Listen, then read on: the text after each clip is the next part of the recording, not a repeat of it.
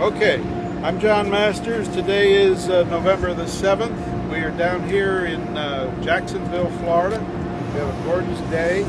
We're at Crowley's terminal on the St. James River, I believe.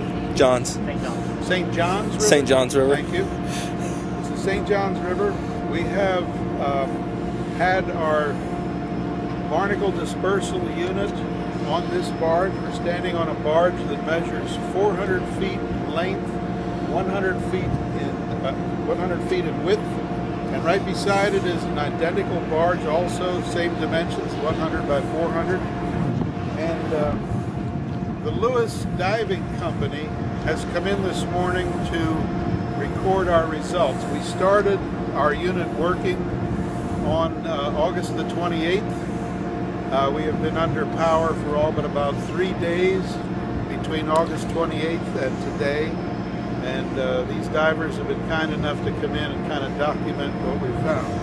This gentleman here has actually made the dive. Would you please tell us your name? Sure, my name is Dwayne Wishman. I work for Lewis Diving and Salvage here in Jacksonville, Florida. And you were the fellow that was in the water for obviously all of this. And yes, sir. What we attempted to do was start at different locations. We were back here on the port side, on the stern, with where the unit was. We started by moving to the starboard side of barge 414, back here on the starboard aft, just forward of the skegs, and you found basically what? There's quite a bit of marine growth on here, a lot of oysters, dead and alive oysters. A lot of barnacles ranging from probably very small to an eighth of an inch to on up to about a half inch. Barnacles seem to scrape off quite easily with a plastic scraper. You get done scraping, they don't take any paint with it. They come off quite easy. So we continued forward on this barge to the center line, and we went all the way across and did the exact same thing. And then we went to the bow, and still scraping off pretty easy. So now the other thing is this barge is sitting in mud. The back end of the barge is sitting down in the mud at this time, yes. And I would say probably half of the barge is sitting in the mud.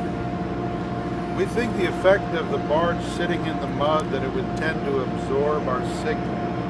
So if anything, we think that during this testing period that we've been at somewhat of a disadvantage from a free-floating hull.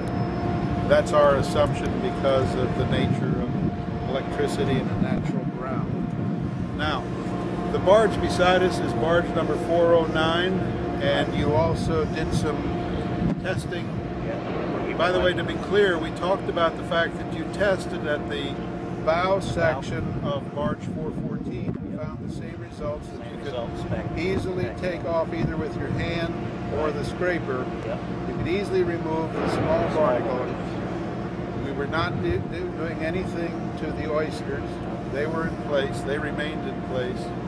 And then you went to this barge number 409, which is also lashed to 414, right, and found essentially the same results at the bow up there. And then how far back did you come in? About almost, we come back as far as the umbilical would let us, and we went back probably about 100 feet, and then it's buried in the mud also. But you found essentially the same results, being able to either scrape or brush them with your hand. Right. And one of the essential, at no point did we appear to be taking off any of the paint. All the paint stayed intact. Okay. Very good. Well, from our simplistic approach to this, we're very, very pleased. We're grateful for your help, grateful for everything that you've been kind. We haven't asked you to embellish this or rehearse it or anything of that sort, but we think we have enough to conclude that our testing here has been extremely successful. We're very grateful to Crowley for having permitted us to do it, and with this we're going to pack up and go home and write you guys a check. Okay. Well, thank you very much. Thank you. Okay.